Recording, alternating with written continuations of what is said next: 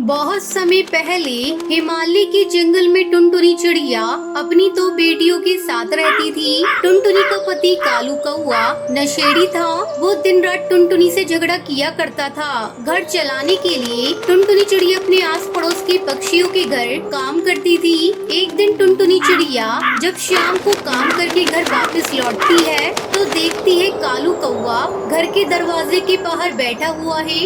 टुनटुनी, मुझे कुछ पैसे दे दे। तुम कैसे पति हो? तुम्हें कमाकर मुझे देना चाहिए, उल्टा मुझसे पैसे मांग रही हो। मेरे पास तुम्हें देने के लिए एक भी पैसा नहीं है।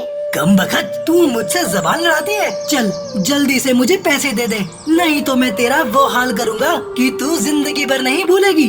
कालू कौआ टुनटुनी को पीटने लगता है और उससे पैसे छीनकर चला जाता है। ये सब देखकर उसकी दोनों बेटियां जोर जोर से रोने लगती हैं।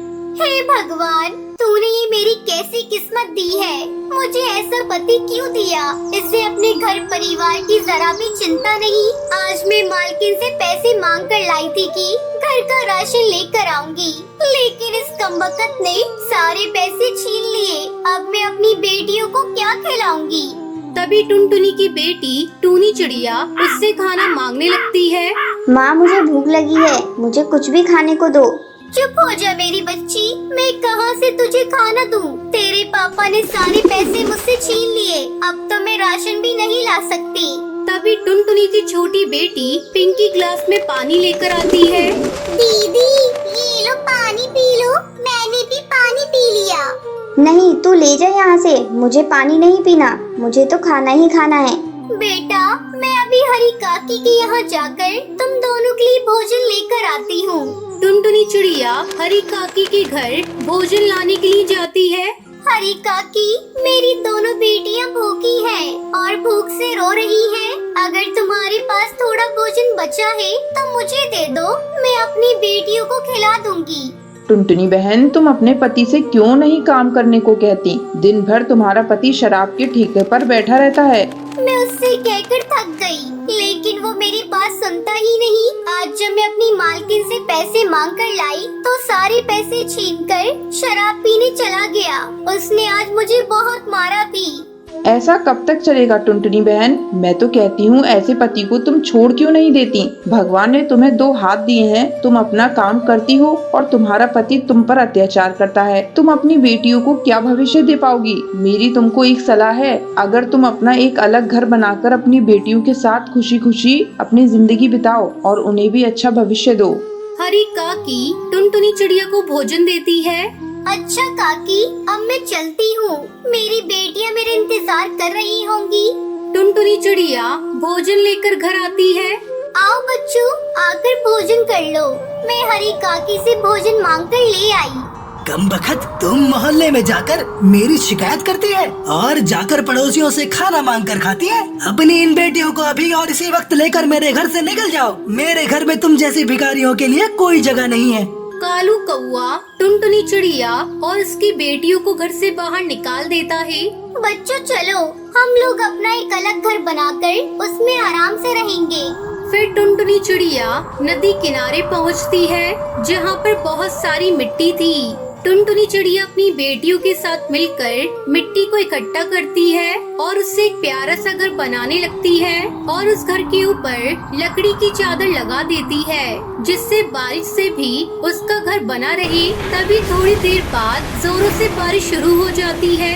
आओ बच्चों, मिट्टी का घर तैयार है। अब से इसी मिट्टी के घर में रहकर हम लोग खुशी खुशी अपनी जिंदगी बिताएंगे और ये घर हमें बारिश से भी बचा लेगा।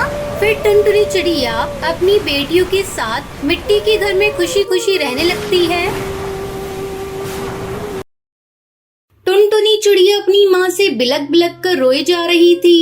माँ, हमें बाबा छोड़कर क्यों चले गए? माँ बोलो ना।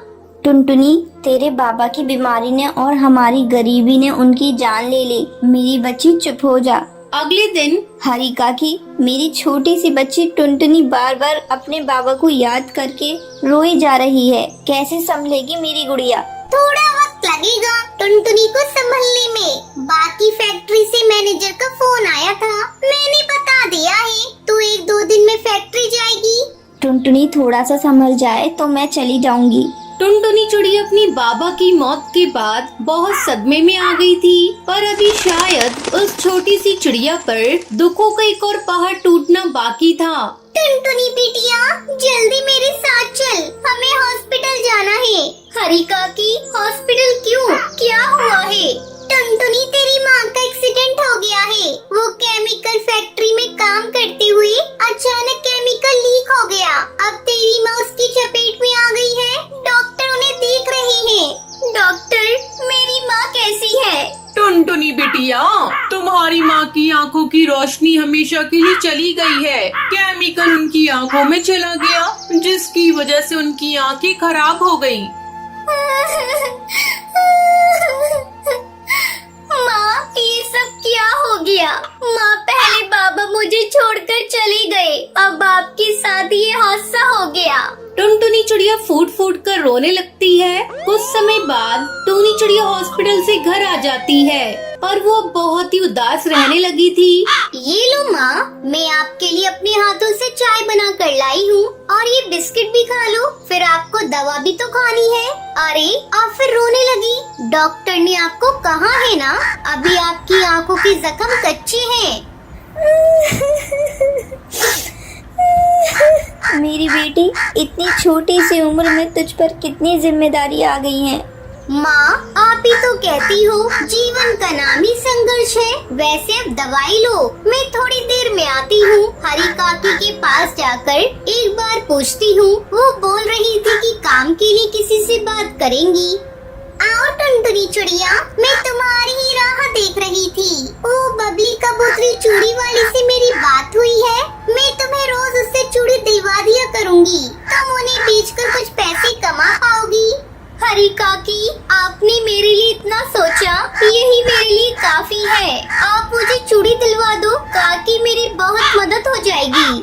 हरी काकी टुनटुनी को बबली कबूतरी से चूड़ी दिलवा देती है। टुनटुनी चिड़िया रोजाना चूड़ी बेचने लगी थी। सुबह से शाम टुनटुनी चिड़िया कभी पार्क में, कभी नदी पार वाले जंगल इधर उधर चूड़ी बेचती थी। बहन जी, चूड़ी ले लो, देखो मेरे पास बहुत सुंदर चूड़ी है, लाल नीली हरी पीली, ले लो बहन जी।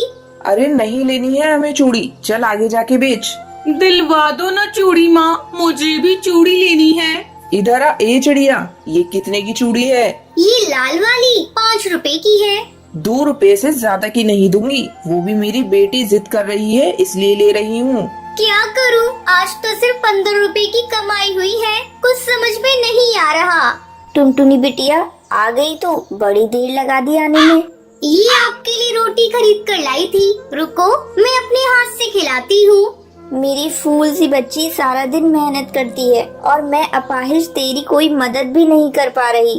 अरे माँ, चिंता क्यों करती हो, अभी कुछ दिनों में शादी का सीजन आने वाला है, फिर देखना मेरी बहुत सारी चूड़ी बिक जाएंगी, फिर मैं उन पैसों से आपके लिए नया स्वेटर भी खरीद कर लाऊंगी।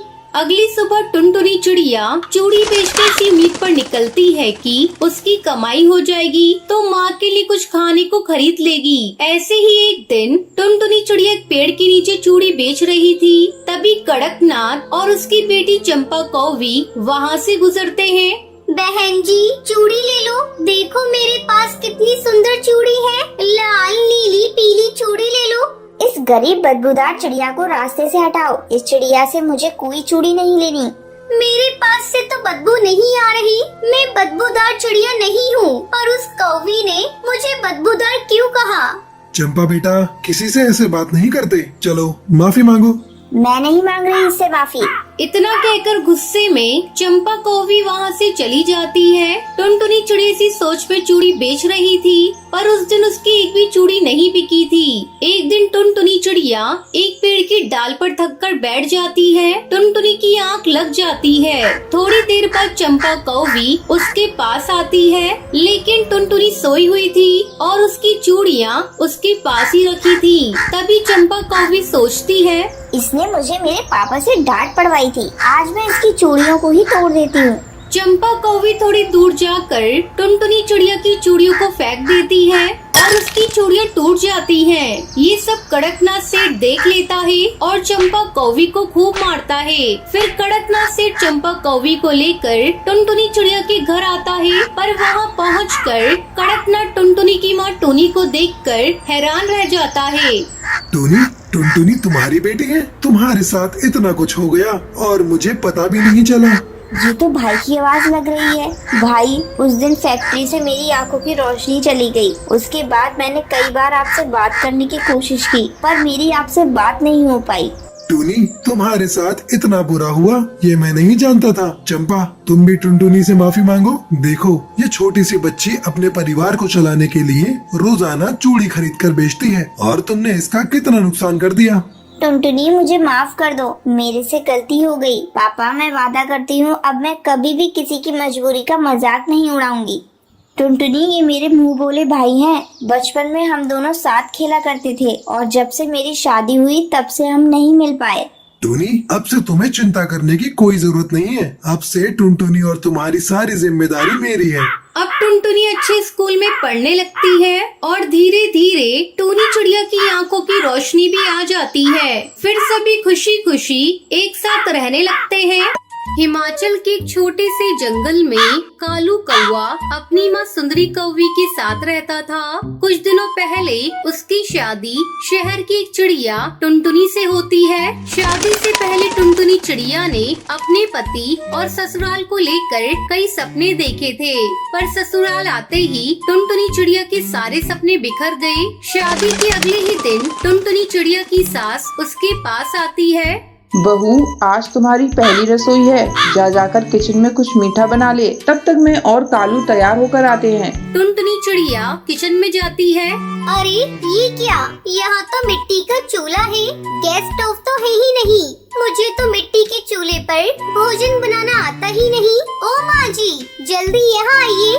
क्या हुआ बहू, तूने इतनी जल्दी मीठा बना लिया? नहीं माँ जी, अभी कहाँ कुछ बनाया है। तो फिर चिल्ला क्यों नहीं हो? वो माँ जी, यहाँ गैस का चूल्हा तो है ही नहीं, मिट्टी का चूल्हा है।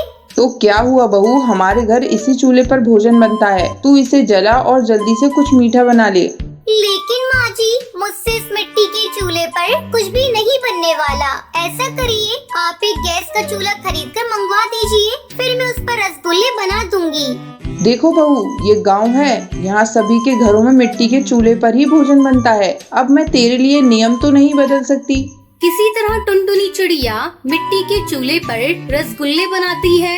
ये लीजिए माँ जी, मैंने रसगुल्ले बना लिए। खाकर बताइए ये कैसे बने हैं, फिर मैं कालू जी को भी देख कर आऊँ। सुंदरी कौवी रसगुल्ले को खाने लगती है। बहू, रसगुल्ले तो बहुत ही स्वादिष्ट बने हैं, लेकिन तूने पहली बार मिट्टी के चूल्हे पर बनाया है ना, इसलिए तुझे परेशानी हुई है। धीरे धीरे टुनटुनी मिट्टी के चूल्हे पर भोजन बनाना सीख जाती है। इस तरह कुछ दिन गुजर जाते हैं। एक दिन सुंदरी कौवी मिट्टी से चूल्हे बना रही थी। टुनटुनी बहू, आ मैं तुझे मिट्टी के चूल्हे बनाना सिखाती हूँ। टुनटुनी चिड़िया अपनी सास से मिट्टी के चूल्हे बनाना सीखने लगती है। माँ जी, आप तो मिट्टी के बहुत सुंदर चूल्हे बनाती है। आपको पता है, हमारे शहर में मिट्टी के चूल्हे बेचने दूर दूर गांव से पक्षी आते हैं। कुछ ही दिनों में त्योहारों का मौसम शुरू होने वाला है और घर घर में से मिट्टी के चूल्हे पर प्रसाद बनाकर पक्षी अपनी अपनी देवता को चढ़ाते हैं। मैं सोच रही हूँ माँ जी, क्यों न इस बार हम लोग भी मिट्टी का चूल्हा बनाकर शहर के जंगल में बेचें। वैसे भी पूरा दिन हम घर में खाली बैठे रहते हैं। बहू, तेरी बात में तो दम है। अगर हमें ऊपरी कमाई हो जाती है तो घर चलाने में कालू की भी मदद हो जाएगी। फिर दोनों सास बहू मिलकर मिट्टी के बहुत सारे सुंदर सुंदर चूल्हे बनाती हैं और उन्हें अच्छी तरह से धूप में सुखाकर शहर के जंगल में बेचने के लिए ले जाती हैं। चूल्हे ले लो चूल्हे, मिट्टी के सुंदर टिकाऊ चूल्हे, चूल्हे ले लो चूल्हे। तभी टूनी चिड़िया उनके पास आती है। बहन, एक कितने में दे रही हो? अगर तुम्हारे दाम सही हुए तो मैं तुमसे 2 चूल्हे खरीदूंगी।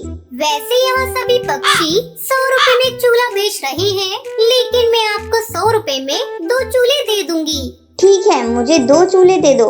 इस तरह टुनटुनी चिड़िया और सुंदरी कौवी के बनाए हुए मिट्टी के चूल्हे कुछ ही घंटों में सारे बिक जाते हैं। देखा माँ जी, हमारे बनाए हुए मिट्टी के चूल्हे सबसे पहले बिक गए। लेकिन बहू, हमने चूल्हे के दाम बहुत कम रखे हैं। कोई बात नहीं माँ जी, जैसे जैसे हमारे ग्राहक बढ़ेंगे वैसे वैसे हम चूल्हे के दाम थोड़े थोड़े बढ़ा देंगे। ये सब तेरी वजह से हुआ है बहू। अब जल्दी घर चल, हमें कल बेचने के लिए मिट्टी के चूल्हे भी बनाने हैं। फिर दोनों सास बहू घर जाती हैं और मिट्टी के चूल्हे बनाने में लग जाती हैं। इस तरह मिट्टी के चूल्हे बेचकर दोनों सास बहू बहुत खुश होती हैं और खुशी खुशी रहने लगती हैं। तो ये थी आज की कहानी। आज का सवाल ये है, टुनटुनी अपनी सास को क्या बनाकर खिलाती है? अगर आपको पता है तो कमेंट करके जरूर बताएं। वीडियो अच्छी लगी हो तो इस वीडियो को लाइक और शेयर करना ना भूलें।